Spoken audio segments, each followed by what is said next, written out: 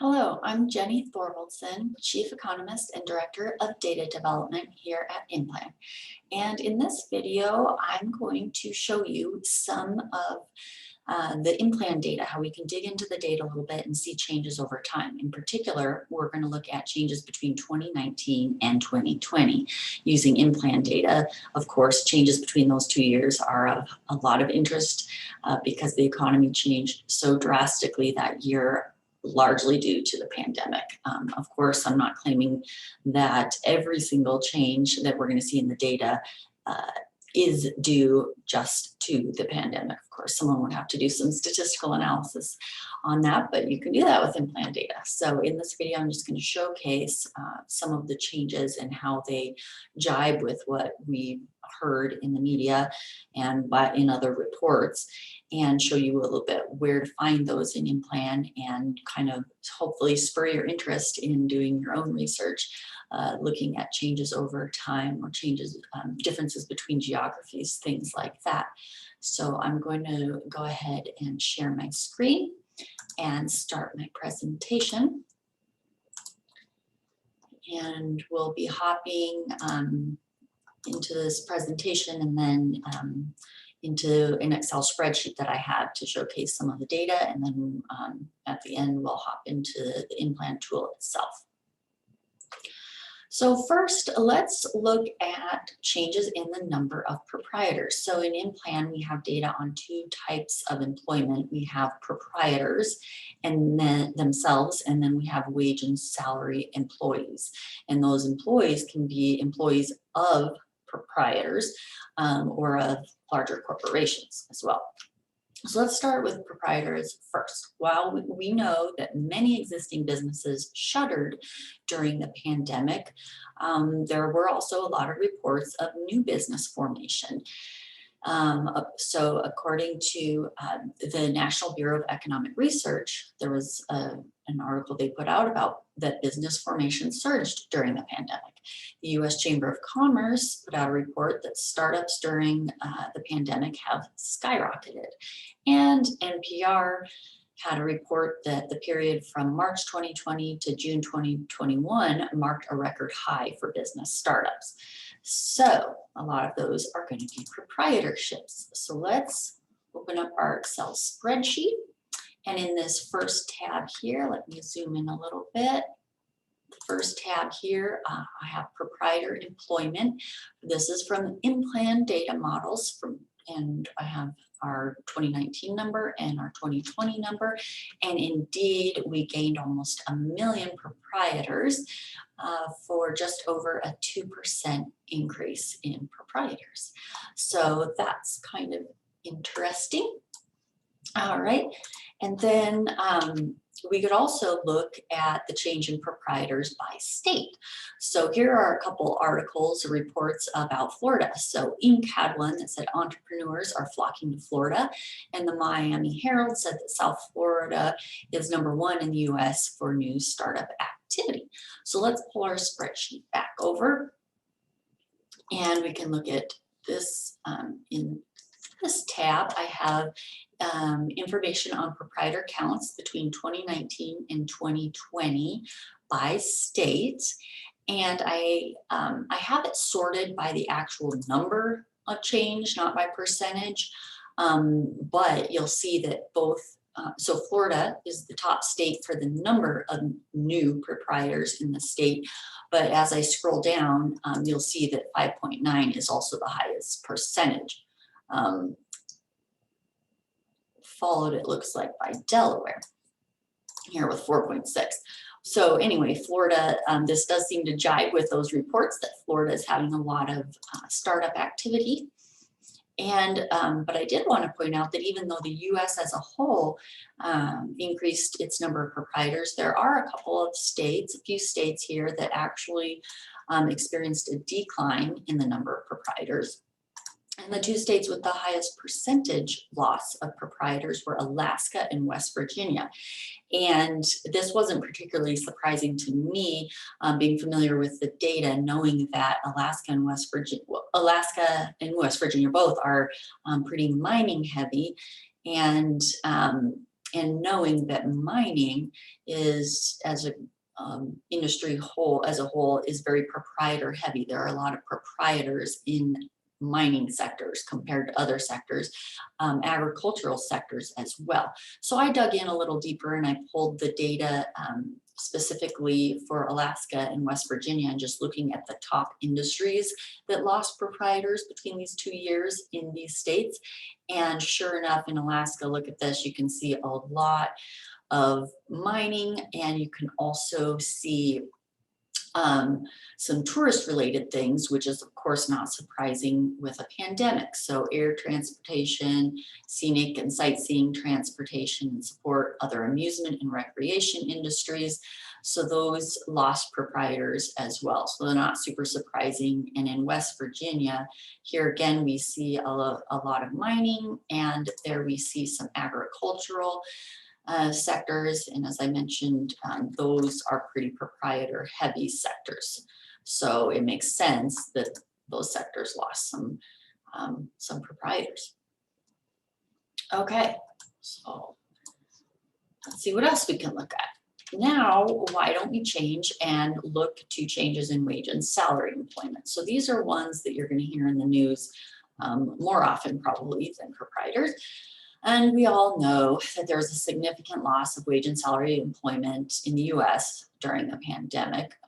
Of course, we still are in the pandemic, but in this first year of the pandemic, we lost a lot. So according to the Economic Policy Institute, low wage, low hours workers were hit the hardest during the recession. And according to PEBS, the pandemic worsened the childcare crisis, so childcare providers. So let's see if we can see some of those kind of trends in the spreadsheet we have here. So I'll hop over to wage and salary employment in the US. Now, before you get overwhelmed by this spreadsheet, let's just focus first on this left-hand side. And I will say that both of these sets are the same data. I'm just sorting them, ascending and descending. So first, let's look at these totals here in row 2, and we can see that indeed the US did have a net loss of wage and salary employment between these 2 years, according to the IMPLAN data. Now, even though there was a net loss, not every industry itself lost employment, so wage and salary employment. So that's why I've sorted them differently, and I've kind of used different colors to highlight a few things. So I just am highlighting some that make intuitive sense. And again, I have these sorted by the actual value in change, so not by the percent change, but I'm highlighting some of the percentage changes here. So it's pretty intuitive that we all know that restaurants lost a lot of employees. So here we have full service restaurants, all other food and drinking places rise to the top, hotels and motels. So basically, you know, dining and lodging and sort of leisure, hospitality, tourism type things that are not unexpected. Some education. We know that teachers are having a hard time wanting to teach when there's COVID, and their jobs got a lot harder.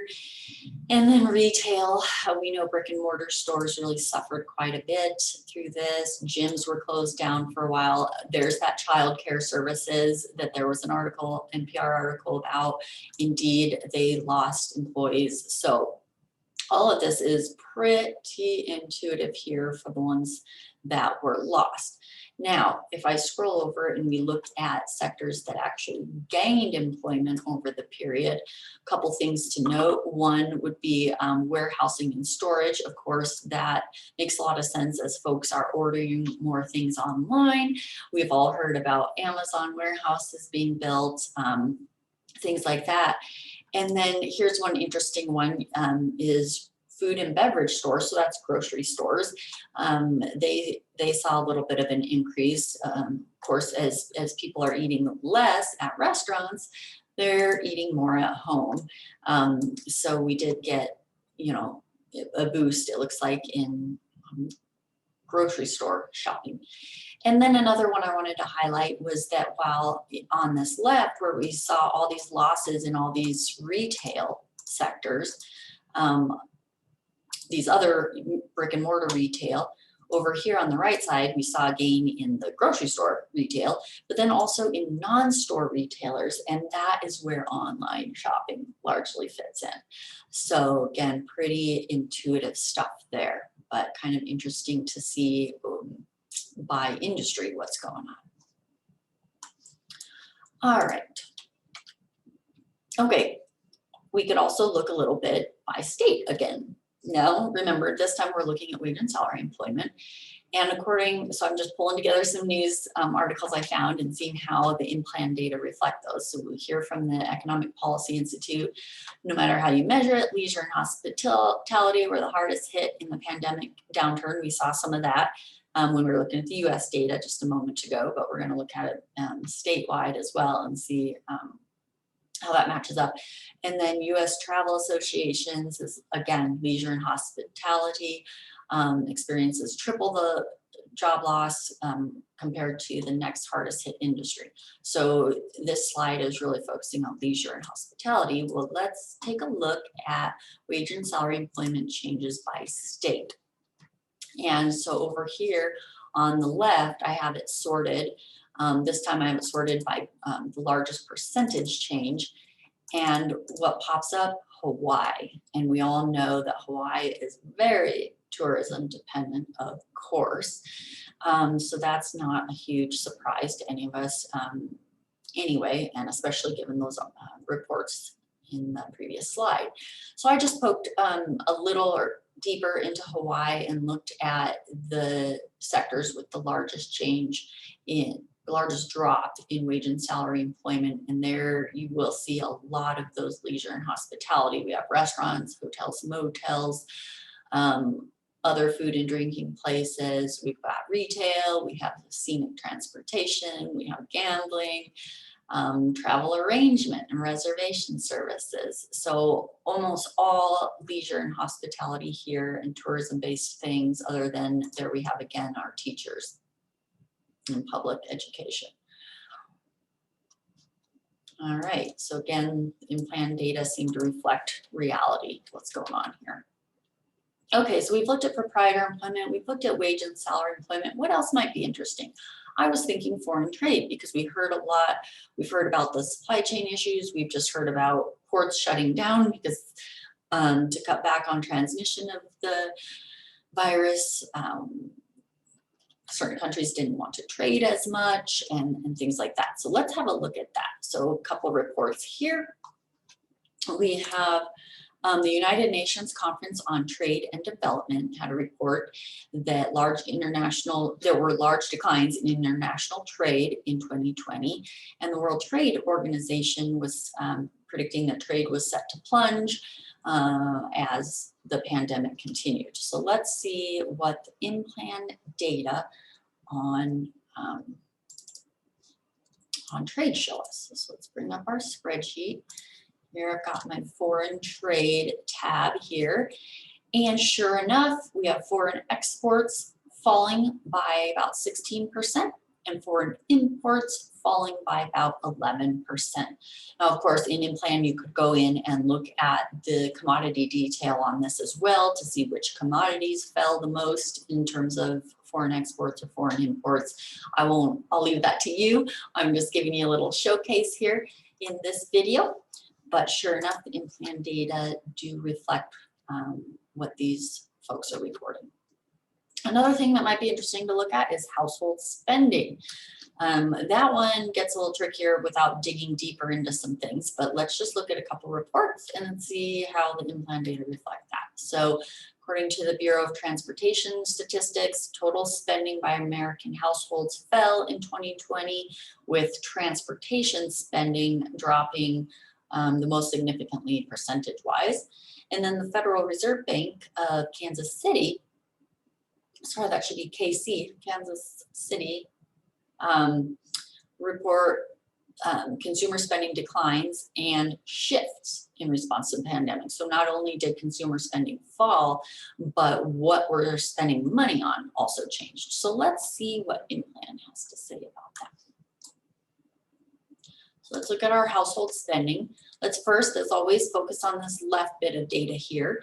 And sure enough, right here that I've highlighted, we see that total household spending in, these are millions of dollars, sure enough did fall between the 2 years. Now, that in and of itself is interesting, but what if the number of households increased in the US, which indeed they did? Then we really want to look at household spending per household. So here we have the household count increasing a little bit. And then if I calculate down here, household spending per household, then the percent change is actually greater. It actually dropped by just over 5% because spending fell while household counts increased. So we indeed see that household spending fell. Let's look a little bit at the commodities that changed. And this is what they were talking about, where consumer spending fell, but it also shifted to different things. Often in recessions, it's very typical for spending on meat to decrease. Meat is one of the more expensive food items, and of course, it's not necessary to eat meat. So those are often first to go, and sure enough, we see quite a drop in household spending on meat. And so that's kind of interesting. We'll see an increase there. Again, we see increased spending in non-store retail. So that's online shopping. Sure enough, got quite a increase. We see decrease on some transportation, especially scenic and sightseeing transportation, which is not surprising. I'll make this a little smaller so we can get all of our columns in here. One interesting thing I noted, there was a little bit of an increase in household spending on transportation, and I'm assuming that has something to do with increased shipments to homes now that we're shopping more online. Of course, I probably want to dig into that a little deeper, but just to give you a little taste of what we can see, that households really did shift their spending to different things and decreased it overall. Oh, here's one. This particular sector, polish and other sanitation goods, is where hand sanitizer and disinfectant wipes fall. And so there's another intuitive one, and that's one that increased. So kind of fascinating stuff. Okay. Okay, and then just a few other changes. One would be population. That might be of interest to folks. I was thinking not so much population of the US as a whole, but shifts in where people live, because there was a lot of moving around as people could work remotely, and things like had other reasons for moving, cost reasons, cost of living, job changes, what have you. So I pulled the state level data for changes in population and wanted to see some trends. And I have these ordered by percentage change, and Idaho experienced the largest percent change in its population over the period, which isn't totally surprising. You'll see a lot of the Rocky Mountain West states here and southwestern states toward the top here, and this jives with news reports about population increases in that area, and Texas, Florida, South Carolina's in there. So that's kind of interesting. And then a few states experienced a little bit of a net loss, including New York, Hawaii, and Illinois. So kind of interesting. I can attest, I see a lot of Illinois plates here in Colorado. So it seems to jive with my anecdotal experience. All right, folks might be interested. A few things that other folks might be also interested in would be wages per worker. Now this one is fascinating, and I didn't want to pull data for it because it's super nuanced. If you recall, you might have heard reports that wages per worker actually increased in 2020 in a lot of sectors. And this was surprising to people. And that's why it's kind of a nuanced measure, because it's not that that workers were getting raises and workers were earning more themselves. It was that, if you remember that report I showed in an earlier slide, that the lower hours, lower wages jobs were the ones lost more proportionately. So we lost a lot of lower wage earning jobs. And so the jobs that remained were just higher earning jobs. It's not that those jobs started earning more. They continued to exist more so than did lower wage jobs. So this one's a little trickier to parse out. Similarly is productivity, output per worker. If a lot of industries cut down on workers and either have the remaining workers work harder, work more, work longer hours, or they transition somewhat to robotics or what have you, productivity could increase in a lot of sectors, and you may want to look at that. But there's a little bit of a note of caution there for industries whose product changes price, whose product experiences large price swings from one year to the next. So for example, agricultural commodities can change in prices a lot. Things like oil and gas and refined oil, those prices change a lot, and output is the value of production. And so output for sectors like that could change a lot, even if the number of physical units stays the same. So if the price of refined oil goes up, but we produce the same amount of refined oil in the US, output's still going to go up. So productivity needs to be really interpreted with all that knowledge behind it, and make sure you look at prices and all those things to know whether actual productivity increased or not. And then a couple things that might be of interest to folks is looking at changes over longer periods of time and changes at a more local scale. And you can do both of those things in IMPLAN, and I'm going to hop in there and show you just a little bit. But we at IMPLAN, we have data dating all the way back to 2001.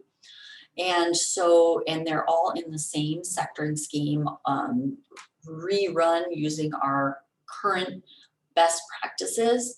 And so they can easily be compared over time, and that's where you can do those statistical analyses if you'd like. And then we also have data at more local scale. We have data, I've shown you some of the state data, but we also have data at county level, MSAs, of course, which are groups of counties, zip code level data, and congressional district data.